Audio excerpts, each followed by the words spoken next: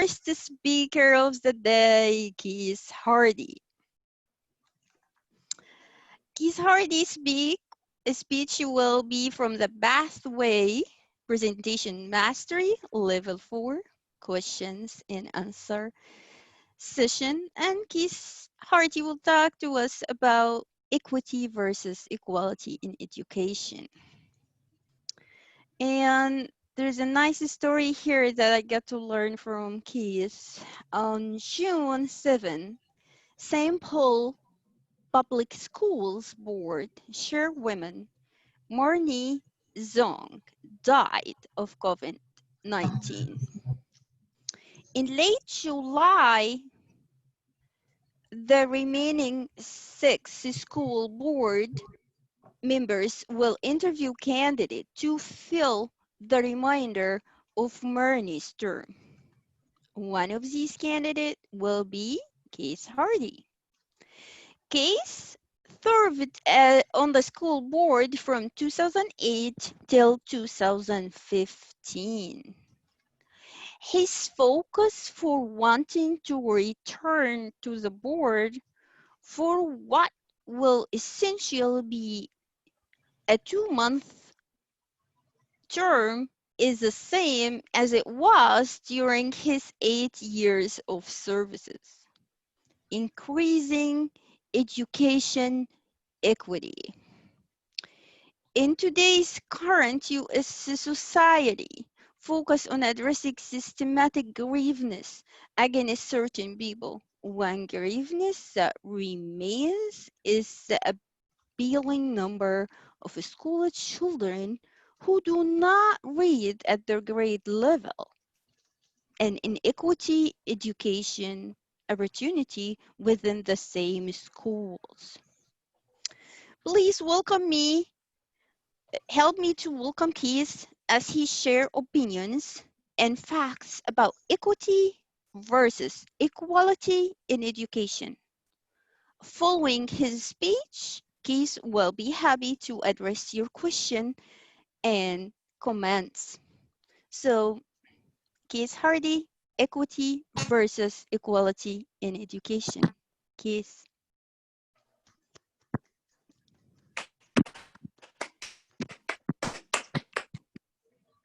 Thank you, Madam Toastmaster. Good morning, fellow leaders. In 1973, when I was 10 years old, I sat at the dinner table with my wonderful and illiterate grandfather, Willie. I was trying my best to help him to learn to read. I'll never forget one of the statements he made when we got to a point where he wasn't making progress. He said, "Keith, I've spent all my life not being able to read or write, but I know how to give my word. I am so happy that you and your sisters and all my grandchildren know how to read, even though I don't." And from that moment, I have always appreciated the opportunity and the skill to read and to learn. Today, I want to have a conversation with you about how we're progressing as a country and as a state in helping more young people and all of our young people to be able to learn, especially be able to learn through reading. As Leo shares my presentation right now, today I'm going to focus on a conversation about equity versus equality in education. Looking at the quote on the next screen, let's begin with these words. This is from Pedro Noguera. Dr. Noguera is one of the leading education scholars and commentators around the nation and around the world. You may have seen him at CNN, MSNBC, and other television stations. He says, that's at the core of equity. Understanding who your kids are and how to meet their needs. You are still focusing on outcomes, but the path to get there may not be the same for each one. That definition of equity became quite important to me. Now, as a school board member, we all learn about the landmark decisions in the United States that led to schools trying to provide better education for all students. Brown versus Board of Education, 1954, that landmark decision by the Supreme Court that said making schools separated by race doesn't mean they're equal in providing the true education that our youth need. From that, people decided and made decisions about what is equality in education. And equality is important, but equity is more important. So look at the next slide. That definition was brought home to me by a ninth grader who spoke to our school board at one of our meetings. She said, for me, equality in education is important because we all have an opportunity for the same outcome. But what I need is equity in education. I need my teacher to know my learning style, how I best learn, to know my goals, and to be able to shape their teaching to meet my needs. And that became quite apparent to my 6 colleagues and I, that not only are we providing quality of opportunity in our schools, but there needs to be that equity, that individual focus on students, as Dr. Nagaro talked about.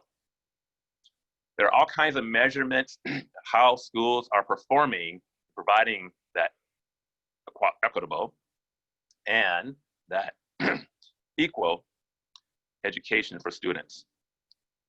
We became, as we particularly looked at the reading scores, the reading assessments. I want to focus my comments today on reading because that is the skill that's at the core of all of our students' learning. If they can't read their math problems, they're going to struggle in math. If they can't read the scientific equations and the scientific principles, they're going to struggle learning science. If they can't read the facts and the figures and the people related to history, they're going to struggle learning in history. So reading is the core content, core skill our students need.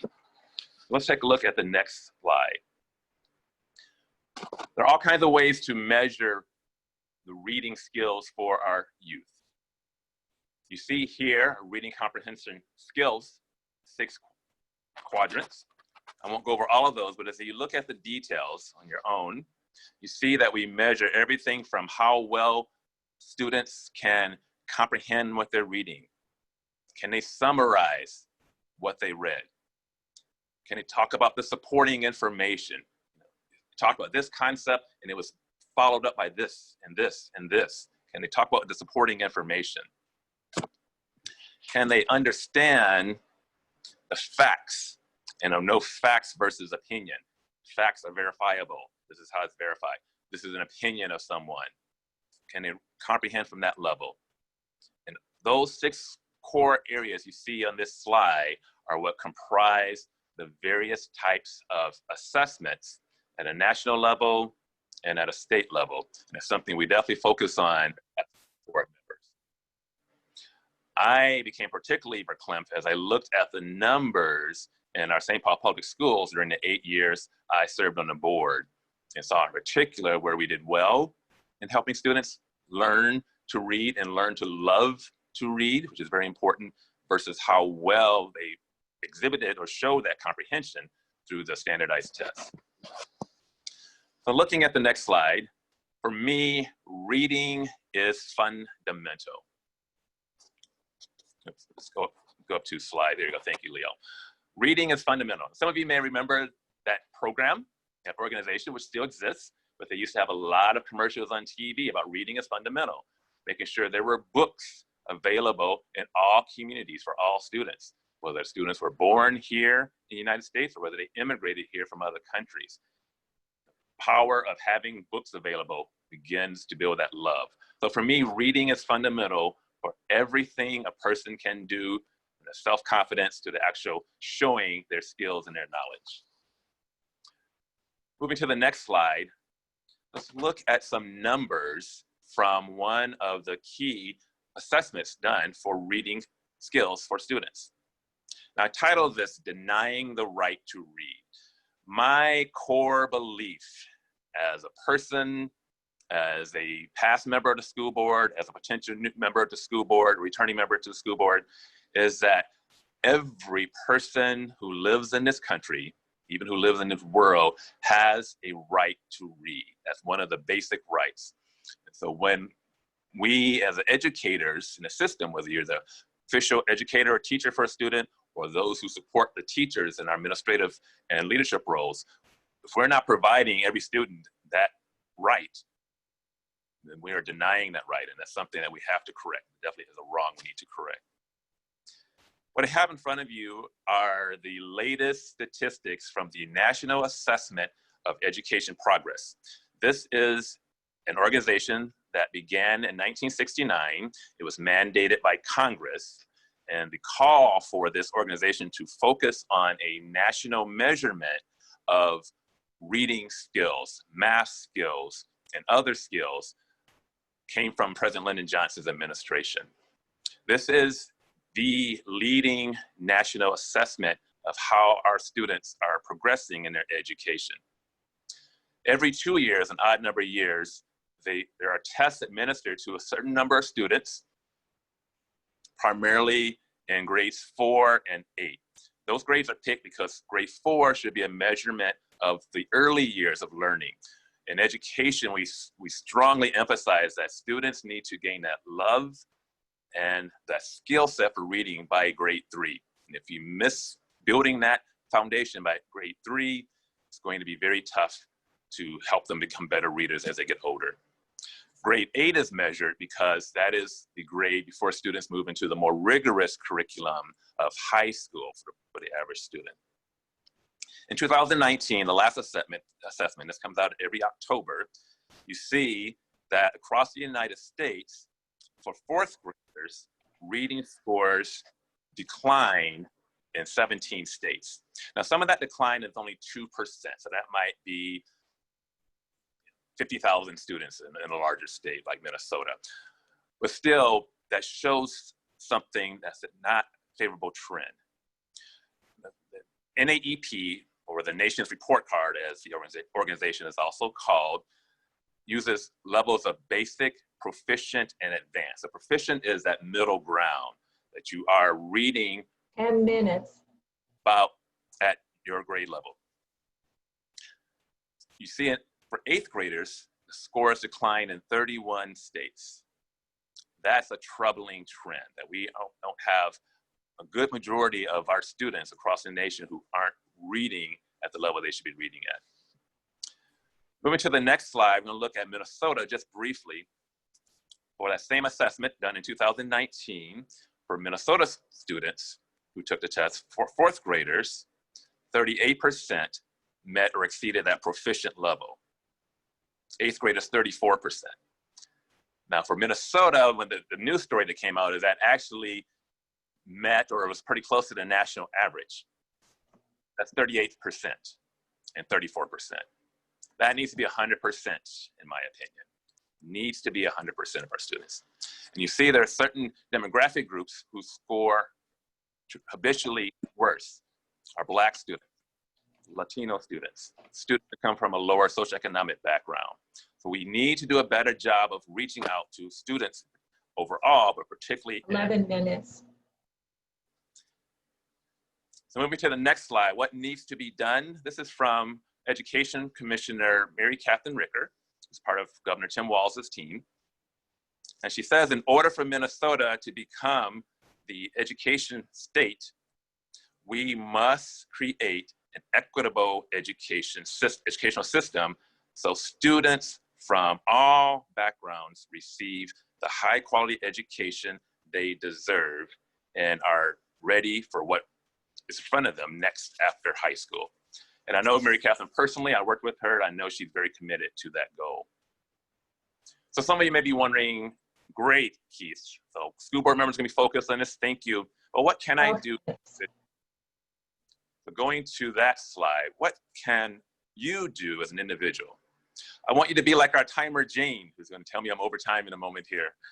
Jane spends time in her organization called Kingdom Kids, talking with young people, helping them to read and learn from her faith community. That is something each one of us can do, is spend time with one or more young people, helping them to develop that joy and that love of reading and be able to gain and improve their reading comprehension skills. So I thank Jane for doing that, and all of you who are already volunteering like that. Use your words. Use the words you will learn. Our grammarian today is teaching us to use verklempt. Use those words with young people. If they don't know the word, they will let you know, and you can spend time showing them how to look up a word, an online dictionary in today's society, or maybe a paper dictionary if you still have that. But help children want to learn words. That's what helped me so much when I came up in school. Protest for education and educational equity. Talk to the school board members. They're the first level of people who can make some change, but talk to other elected officials. Say, we need to have equitable education. We only have 34 or 38% of our young people who are proficient in reading. We need to make that better. So that's an area to protest in. You can do it for writing, in person, however you want to do that. School board members do read your emails. I will tell you that, and I will do that if I'm back on the board. And then read pathways, those in Toastmasters. Don't just do the project, but read the verbiage that goes with that. And keep expanding your own reading skills. And finally, as I said before, bug your school board members to have that educational equity. So let me close my thoughts for right now. Leo can take down the presentation. We'll come back to that slide. And let me address questions or comments that any of you may have for the next 10 minutes. Now, I'm on a device where I can't see your screen, so just say your name if you want to ask me a question or a comment, and I'll call on you. Keith, this is Jamie. One question I have is what can school boards do in the different school districts to increase the equity in their school? One of the, actually 2 key steps that school board members can do to increase educational equity. First and foremost, we have to come to the table knowing that is important, and they have to have that passion, the words and knowledge that this is something we have to make happen. We have to change those numbers where it's 50%, 75%, ultimately as close to 100% as possible of our students who are learning at the level they should learn. Now, we know there are some challenges for some students, some cognitive challenges. We have our special education programs that are doing wonderful jobs, but for students, even special education students, especially students who are regular learners, as they're called, non-special education learners, do our best in the policies that we set up and the expectations of the superintendent and the administrators to pass on to the in-classroom educators and assistants to educators, that we teach at the highest level, that every student has a chance for advanced level classes, for accelerated classes, that we push and challenge our students. We provide supports for our students, help them with homework, help them improve their reading comprehension. So that's something school boards can set that expectation throughout the district through the superintendent and the administrators, ultimately down to the teachers. How about another question or comment? Keith, this is Mary Torno. Hi, Mary. I'd like to know if there's any possibility the school board could educate our community that before the age of 5, our children have already learned some basics in life. Therefore, since I've experienced it, and I know for a fact that when I took the children to the school library, or the community library for story hour, when they weren't even out of their little carrier, that has immensely helped them all through their education, and they all 3 had scholarships. What can the school board do to educate the community to have these children brought to those local libraries and have books in front of them before they're even 1 year old? Great. Thank you for sharing that, Mary. That early learning, even before you get into a formal classroom in kindergarten, is so important. I am very committed, and most of my school board members are very committed to pre-kindergarten learning. Learning begins in the home, as you are alluding to. So we definitely share messages with our caregivers and our parents, grandparents, whoever's caring for the young people, saying read to your child, even when they're in the womb, even before they are born and enter the world. Read to your child, and definitely once they are born and enter the world, read anything you can. Those stories, all kinds of stories at various age levels.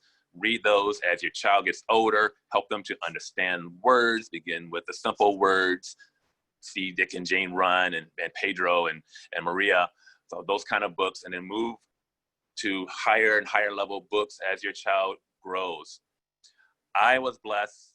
My dad and my mother believed very strongly.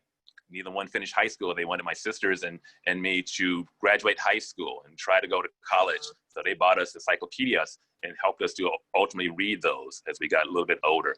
Definitely important to reach your children before they get to age 4 when they can enter official pre-kindergarten. How about another question or comment? Yes, can I ask? Hello, can you hear me? I can hear you, Martha. Go ahead. What's your plan if the school go online or half online in that time in improving in getting the kids equity and equality in education and improving the reading level if the school went online or half even online? Do you have a specific plan that fits into the child needs in this program? In another word, how you mentioned about the special education. How is the program of special education run online? How can it be successful and target the goal of equality? Great. Thank you for asking about online education, Mervet. So as we all have heard so much about, when the pandemic became more widespread throughout Minnesota, throughout the nation, we took our children out of the in-person classrooms and brought them home for online education. There are quite a bit of struggles with that. In fact, the standardized tests that are normally administered in the spring, such as the Minnesota Comprehensive Assessment or MCA, were put on hold. What school districts are spending time this summer, now their school isn't in session, is getting ready for whatever education will look like starting in September. Some districts around this country are going to have a hybrid, some students in classroom and some learning online. Some are going to stay totally online. Then we'll move back to in-person. What we have to do with online is, number one, make sure the regular education for students who don't have special education needs continues to push and promote reading comprehension skills. Help students to read. You can't sit with them, but try to see them one-on-one as much in your classroom. Build more individual learning plans. I think that's going to be more important for online learning. So Keith is at this level. I want to make sure Keith gets to this higher level, so he's on par with majority of students in my classroom. So you have to spend some time, some more individual time with students. The key that school board members can do is make sure all families have broadband access so that they don't have problems on their computer being able to see the teacher, being able to go to his online classes. We still have some inequity around Minnesota, especially in certain cities, with families having access, equal access, and access, simple access to everything you need for a computer to operate for online learning. So that's a key area we need to focus on. It's a big topic. Be happy to talk to you more offline about that. How about another question or topic or comment? Hi, Keith. Hey, Keith, it's Carolyn. Hi, Carolyn, go ahead. Hey, my question is, or more, it's a statement and a question. So I think everyone can agree that education is important and that reading is important, and everyone agrees that, you know, everyone should learn how to read. So, but we're not there yet, and we haven't been there for a while, and the numbers that you showed aren't surprising. My question to you is, what are one or two of the largest obstacles, and how do you plan to overcome those? Great, thank you for that question, Carolyn. There are definitely some key obstacles to getting all students at the highest level of reading comprehension, just focusing on that core content skill. One of those is we still have to address the systemic isms in public education primarily. As we're focused now coming out of the George Floyd murder on addressing the systemic structure in law enforcement and how people are approached as criminals or non-criminals, this difference is still key in public education. When I see students who are in front of me, do I see students who have a certain skin color, who are a certain race, and I have an expectation they're not going to be as good a learner? they're not going to be as good a reader. We still have that problem throughout the country and throughout Minnesota. When I was on the school board, we tried to introduce a racial equity learning, and we received some pushback from that. People felt we were calling them racist, and that's not the case. You're in a system that has traditionally kept American students down academically, has traditionally kept Black students down educationally, has traditionally kept some immigrant students who are from Latino background, African background, down educationally, while we've lifted up others, such as our Asian students. So we need to address that. We just have to address that and say, every student gets individual attention and all have a chance for that equal level of high education. So that's going to be one key area.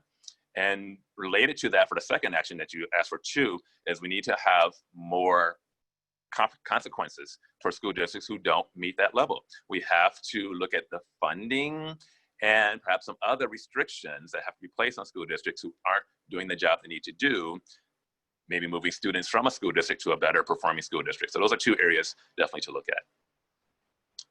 How about another question or comment? I think someone else was trying to ask me a question. This is Jonathan. As a child educator, one of the things that I know that my mother has observed is a lot of level of engagement among parents has an effect on. And so what is your plan for increasing engagement levels for parents to be able to help facilitate this growth? Obviously, control what happens at school, but if a child does not go home and does not have parents might necessarily be aware of how to support children, they're not necessarily always able to. So what are the tools for creating potential parental engagement that you would utilize? Thank you for that question, Jonathan. That is one of the areas where school board members will get extremely verklempt. We, of course, can't force the parents or the caregiver, and the caregiver is a term for anyone who's not officially a parent who has charge or is responsible for a youth or a child. We can't force them to sit and encourage reading and spend reading time. Sometimes life circumstances, the caregiver, the parent has to go out and hustle and make money to meet the other Maslow basic needs of shelter and food, etc.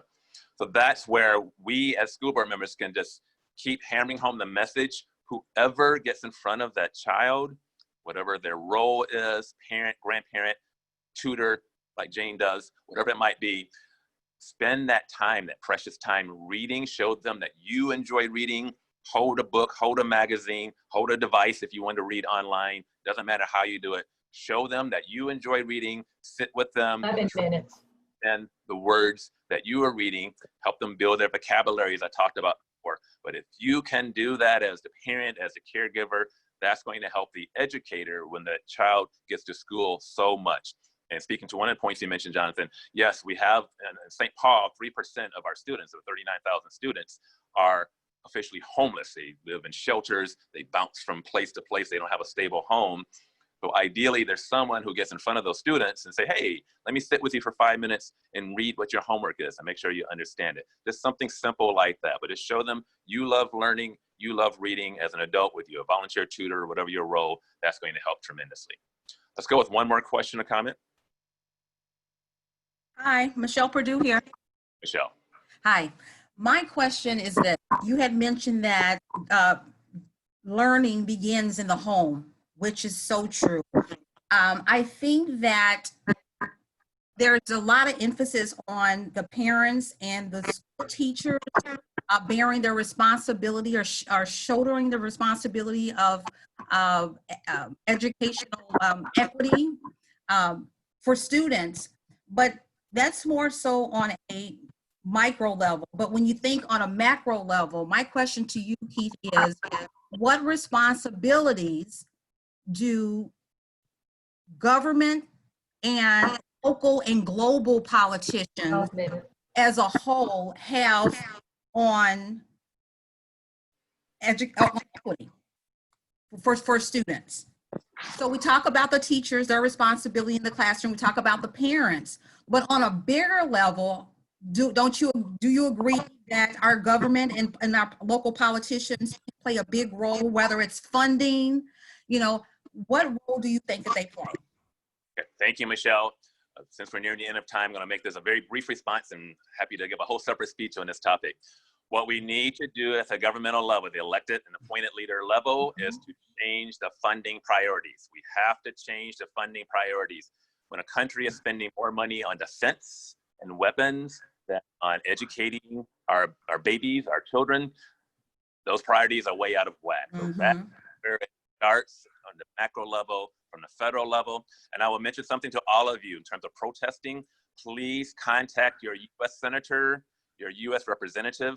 There was an act, a law enacted in 1965 in the United States. It's called the Individuals with Disability Education Act. In that act, the federal government is supposed to set aside 20% funding that goes to each local school level for special education. That is only funded 30.